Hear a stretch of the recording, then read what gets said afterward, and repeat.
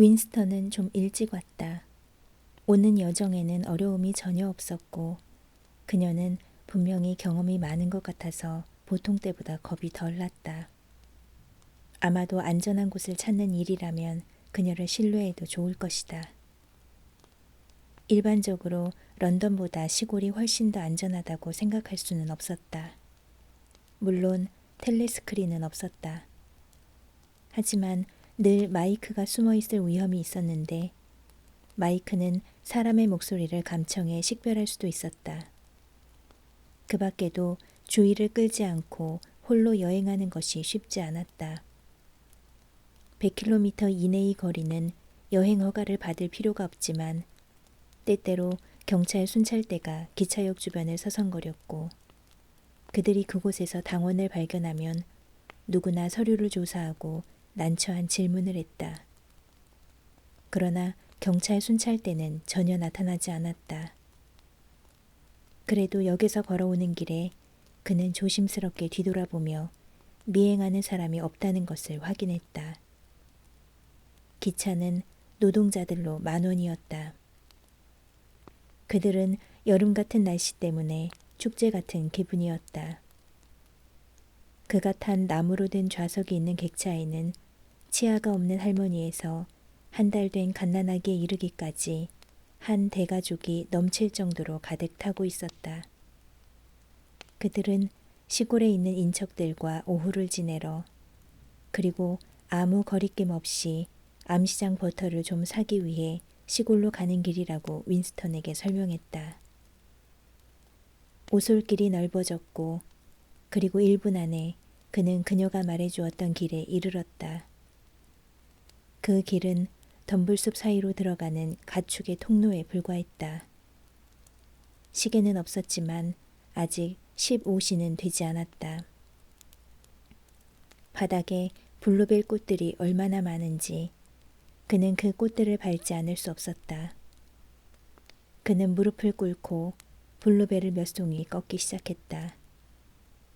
시간을 좀 보내려고 한 것이지만 그들이 만났을 때 그녀에게 한 다발의 꽃을 선물하고 싶은 막연한 생각 또한 있었다. 커다란 꽃다발을 만들었고 꽃들이 풍기는 약간은 역겨운 냄새를 맡고 있을 때 등 뒤에서 소리가 나서 그는 얼어붙었다.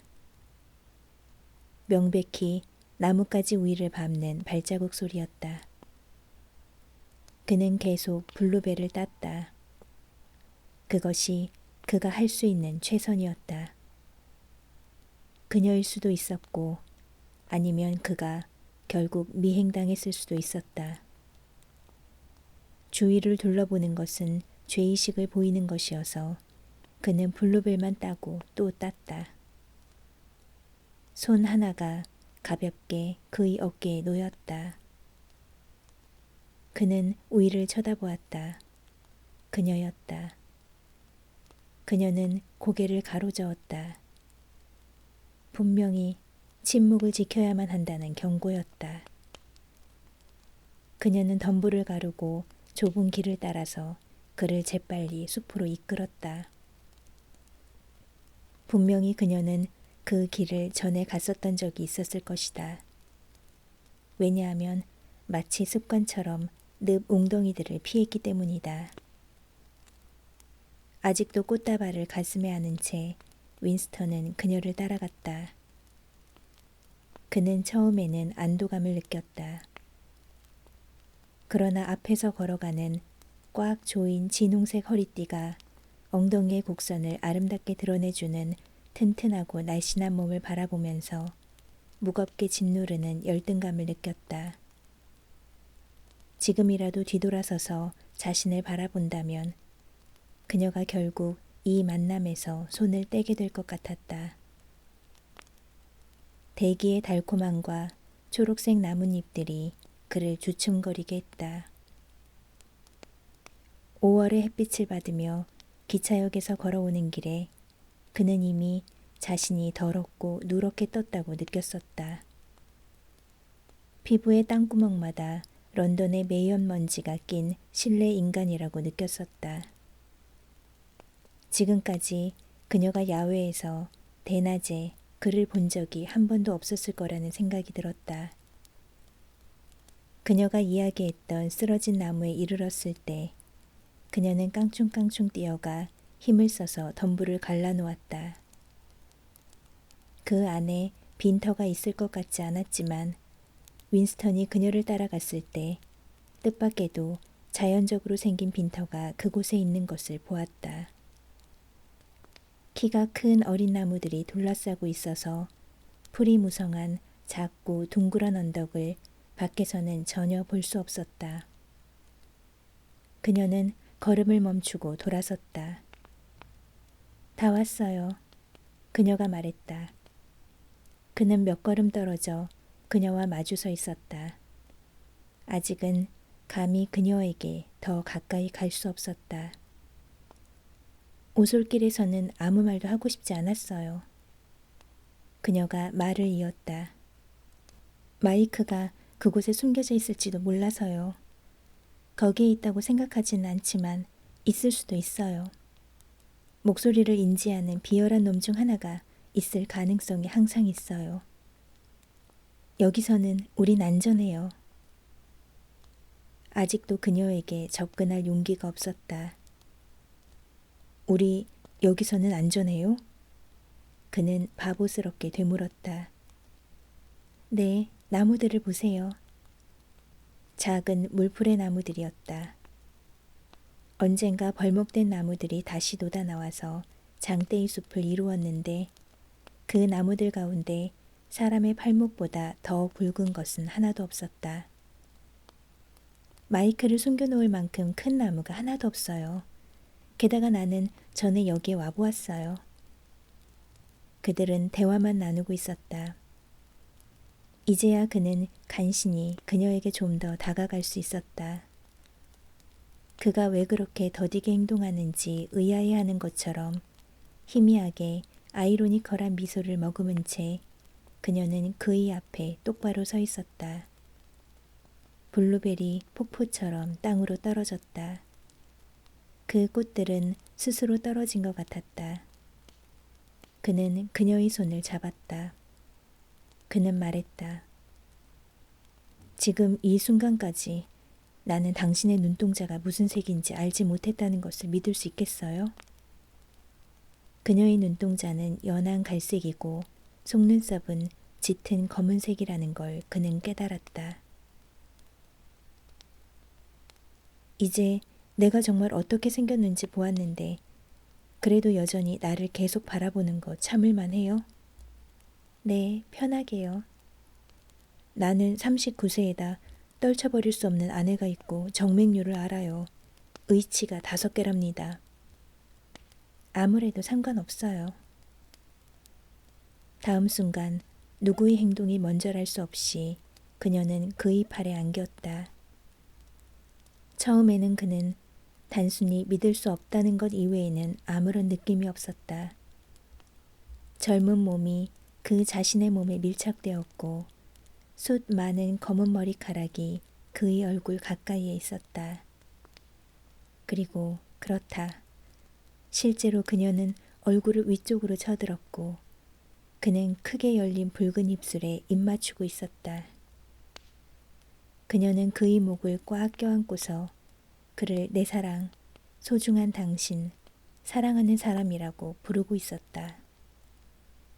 그는 그녀를 땅바닥으로 끌어내렸다. 아무런 저항도 하지 않아서 그녀를 자신이 원하는 대로 할 수 있었다. 그러나 사실 그는 그저 접촉하는 감각 이외에는 아무런 신체적 감각도 느끼지 못했다. 쉽사리 믿기지 않는다는 느낌, 그리고 자랑스러운 느낌만 들 뿐이었다. 그는 이 일이 일어나는 것이 기뻤다. 그러나 육체적 욕구는 없었다. 너무나 일렀다. 그는 그녀의 젊음과 아름다움 때문에 겁에 질려 있었고 여자 없이 사는데 너무나 익숙했었다. 왜 그런지 이유를 알 수 없었다. 그녀는 일어나 머리에서 블루벨 하나를 끄집어냈다. 팔로 그의 허리를 휘감고 그녀는 그에게 기대어 앉았다. 신경 쓰지 마세요. 서두르지 않아도 돼요. 우리는 오후 시간을 다 쓸 수 있어요. 참으로 멋있는 피신처가 아닌가요? 지역사회 도보여행 때 한 번은 길을 잃었어요. 그때 이곳을 발견했어요. 만약 누가 온다면 오는 사람 소리를 100m 밖에 있을 때도 들을 수가 있어요. 이름이 무엇인가요? 윈스턴이 말했다. 줄리아예요. 나는 당신 이름을 알아요. 윈스턴이지요? 윈스턴 스미스. 어떻게 그걸 알아냈나요? 나는 사물을 발견하는데 당신보다 더 훌륭하다고 생각해요. 내 사랑. 그날 내가 당신에게 쪽지를 주기 전에 나를 어떻게 생각했어요? 그녀에게 거짓말할 유혹을 전혀 느끼지 않았다. 최악을 말함으로써 시작하는 것은 일종의 사랑에 바치는 제물이었다. 당신 모습을 증오했지요. 그가 말했다. 나는 당신을 강간하고 그런 후에 당신을 살해하길 원했지요.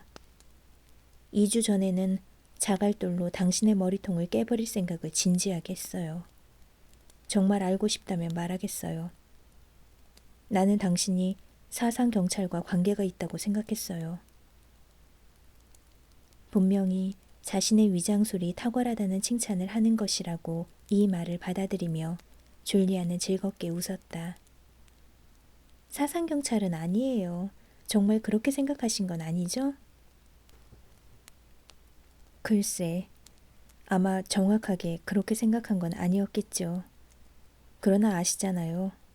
단순히 당신이 젊고 신선하고 건강하기 때문에 아마 당신의 외모를 보고 그렇게 생각했을 거예요. 내가 훌륭한 당원이라고 생각하셨죠? 언행에 오점이 없다고요. 깃발, 행렬, 선전문구, 게임, 지역사회 도보여행, 그런 모든 것에 열성적인 사람으로 생각하셨죠?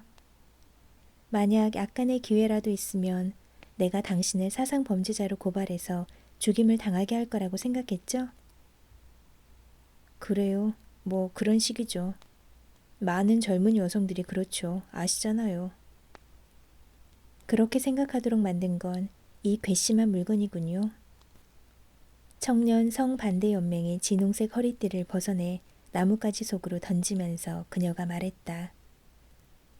그러고 나서 허리를 만진 것이 뭔가를 생각나게 한 모양인지 그녀는 겉옷 주머니를 더듬거려서 작은 초콜릿 조각을 꺼내 그것을 반으로 잘라서 한 조각을 윈스턴에게 주었다. 먹기 전이었지만 윈스턴은 냄새로 그게 매우 특별한 초콜릿이라는 걸 알았다. 검고 윤이 나는 초콜릿은 은박지에 쌓여 있었다. 보통 초콜릿을 가장 비슷하게 묘사하자면 부서지기 쉬운 탁한 갈색 물건으로 잡동사니를 태울 때 피어오르는 연기 같은 맛을 냈다. 그러나 그녀가 준 것 같은 초콜릿을 가끔 맛본 적은 있었다. 초콜릿에서 처음에 확 풍기는 향기는 그에게 꼭 집어서 말할 수는 없지만 강렬하고 걱정스러운 어떤 추억을 되살려 주었다. 어디에서 이걸 구했나요? 그가 말했다. 암시장에서. 그녀가 무심히 말했다. 실제로 나는 겉으로 보기에는 당신이 생각하는 그런 종류의 여자예요. 나는 게임을 잘해요. 첩보단에서는 우리 조의 리더였어요. 나는 청년 성반대연맹에서 한 일주일에 3번 저녁 시간에 자원봉사하지요. 지독히 허튼 소리가 쓰여있는 연맹의 선전물을 런던 전역을 돌며 풀로 벽에 붙이느라 수많은 시간을 보내요. 행렬에서는 언제나 깃발 한쪽을 들고 가요. 항상 명랑해 보이고 어떤 것도 회피하지 않아요. 언제나 군중과 함께 고함쳐라. 그것이 제가 하는 말이에요. 그것이 안전할 수 있는 유일한 방법이에요. 첫 번째 초콜릿 조각이 윈스턴의 혀에서 녹았다. 기막힌 맛이었다. 그러나 그의 의식 가장자리에서 여전히 그 기억이 맴돌고 있었다. 그건 무엇인가 강렬하게 느껴지지만 확실한 모습으로 나타나지 않는 곁눈질로 본 사물 같았다. 되돌리고 싶지만 되돌릴 수 없는 어떤 행위에 관한 기억이라는 것을 깨닫고서 그는 그걸 떨쳐버렸다. 그가 말했다. 당신은 매우 젊어요. 당신은 나보다 10년이나 15년은 젊어요. 당신이 나 같은 남자에게서 무슨 매력을 느낄 수 있었을까요? 당신 얼굴에 있는 무언가였어요. 나는 모험을 하겠다고 생각했어요. 나는 당에서 겉도는 사람을 찾아내는데 훌륭하답니다. 당신을 보자마자 그들에게 반대하는 사람인 것을 알았어요. 그들이란 당을, 무엇보다도 내부 당을 의미하는 것 같았다. 만약 어디 안전한 곳이 있다면 바로 이곳이 그런 장소라는 것을 알았지만 그녀가 내부 당원에 관해 공공연하게 조롱조로 증오심을 가지고 이야기했을 때 윈스턴은 불안했다. 그를 깜짝 놀라게 한 것은 그녀가 상스러운 언어를 쓴다는 것이었다. 당원들은 욕을 하지 않는 것으로 되어 있었다. 그리고 어쨌든 윈스턴 자신도 큰 소리로 욕지거리를 하는 일은 거의 없었다.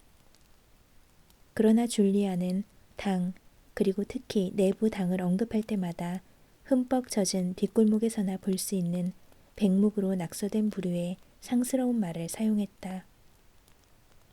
그는 그것이 싫지 않았다. 그것은 단순히 그녀가 당과 당의 모든 방식에 대해 반항한다는 것을 나타내는 증상이었다. 그리고 나쁜 건초 냄새를 맡고서 말이 재채기를 하는 것처럼 어쩐지 그것은 자연스럽고 건강해 보였다. 그들은 숲속의 빈터를 떠나서 알록달록한 그늘 속을 이리저리 배회했다. 두 사람이 나란히 걸을 정도로 넓은 길을 만날 때마다 서로의 허리를 감싸 안고 걸었다. 윈스턴은 허리띠를 매지 않은 지금 그녀의 허리가 얼마나 훨씬 더 보드라운지를 깨달았다. 그들은 속삭이는 정도로만 말했다. 줄리아는 빈터 밖에서는 조용히 가는 것이 더 좋다고 말했다. 곧 그들은 작은 숲의 가장자리에 이르렀다. 그녀는 멈추라고 했다. 훤히 트인 곳으로 나가지 마세요. 누군가가 볼 수도 있어요. 계속 큰 나뭇가지 뒤에 있으면 우리는 안전해요. 이 짓 전에도 해본 적 있어요? 물론이죠. 수백 번, 글쎄 수십 번, 어쨌든. 당원들과? 네, 언제나 당원들과. 내부 당원들과? 아니요. 그런 돼지놈들과는 아니에요. 하지만 조금만 기회가 있어도 그렇게 할 사람들이 아주 널렸어요. 그들은 그런 척하는 만큼 그렇게 신성한 자들이 아니에요. 그의 가슴이 설레었다. 그녀는 그것을 수십 번 경험했단다. 그는 그녀의 경험이 수백 번, 아니 수천 번이었으면 했다. 부패를 암시하는 어떤 것도 항상 그의 가슴을 걷잡을 수 없는 희망으로 채워주었다. 아마 당의 표면 밑은 썩어 있을 것이고 당의 열정적인 노력과 자기 부인을 예찬하는 것은 단순히 부정을 감추려는 속임수일 것이다. 만약 그가 그들 전체를 나병이나 매독으로 감염시킬 수 있다면 얼마나 기꺼이 그 일을 행했겠는가. 당을 썩게 하고 약화시키고 손상시키기 위한 것이라면 그 어느 것이라도 기꺼이 행할 것이다. 그는 그녀를 끌어내려서 함께 무릎을 꿇고 얼굴을 맞대었다. 들어봐요. 당신이 더 많은 남자를 경험했을수록 나는 당신을 더 사랑해. 무슨 말인지 알겠어요? 네, 완벽하게. 나는 순수함을 증오해요. 선함을 증오해요. 어느 곳에도 덕성이 존재하기를 원치 않아요. 모든 사람이 뼛속까지 썩기를 원해요. 좋아요. 그렇다면 나는 당연히 당신에게 잘 어울리는 사람이네요. 나는 뼛속까지 썩었거든요. 이런 짓 하는 걸 좋아해요. 나는 단순히 나만을 뜻하는 게 아니에요. 나는 이 짓 자체를 뜻해요. 나는 그걸 찬양해요. 그 말은 그가 무엇보다도 듣고 싶었던 말이었다. 비단 한 개인의 사랑뿐 아니라 동물적 본능, 단순하고 무차별적인 욕구가 당을 찢어서 산산조각으로 만들 것이다. 그는 블루벨이 쓰러져 있는 풀 위에 그녀를 내리눌렀다. 이번에는 아무 어려움이 없었다. 곧 그들 가슴이 느릿느릿 움직이며 정상으로 돌아왔고 유쾌한 무력감을 느끼며 그들은 갈라졌다. 해는 더 뜨거워진 것 같았다. 두 사람 다 잠이 왔다. 그는 손을 뻗어서 내던졌던 겉옷 한 자락을 끌어당겨 그녀의 몸을 덮었다. 거의 즉시 그들은 잠이 들었고 약 30분간 잠을 잤다. 먼저 깬 쪽은 윈스턴이었다. 그는 일어나 앉아서 아직도 손바닥을 베개 삼아 잠들어 있는 주근깨 투성이 얼굴을 바라보았다. 입을 빼고는 그녀를 아름답다고 할 수는 없었다. 자세히 들여다보면 그녀의 눈가에 주름이 하나둘 있었다. 짧고 검은 머리카락은 대단히 숱이 많고 부드러웠다. 그는 아직도 그녀의 성이나 사는 곳을 알지 못한다는 생각이 들었다. 지금은 무기력하게 잠들어 있는 젊고 튼튼한 육체를 바라보며 윈스턴은 그녀를 가여워하며 보호해 주어야겠다는 기분이 들었다. 그러나 집바귀가 노래하고 있었을 때 개암나무 밑에서 느꼈던 거리낌 없는 다정함은 아직 완전히 되살아나지 않았다. 그는 덮었던 겉옷을 옆으로 끌어내리고 그녀의 매끄러운 하얀 옆구리를 살펴보았다. 옛날에는 어떤 남자가 한 소녀의 몸을 바라보고 그 몸을 탐내면 그러면 그것은 이야기의 끝이었다고 생각했다. 그러나 요즘은 순수한 사랑이나 순수한 욕정은 가질 수 없었다. 어떤 감정도 순수하지 않았다. 모든 것이 두려움과 증오와 뒤섞여 있었기 때문이다.